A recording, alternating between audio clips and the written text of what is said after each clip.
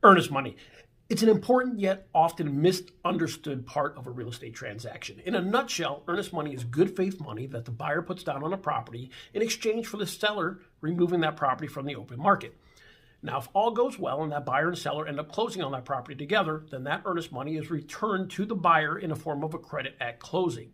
Now, if there's any hiccups along the way and that transaction falls apart and that buyer and seller do not end up closing, the earnest money is not automatically refunded. It actually needs to be mutually agreed upon by both the buyer and the seller on who gets that earnest money returned.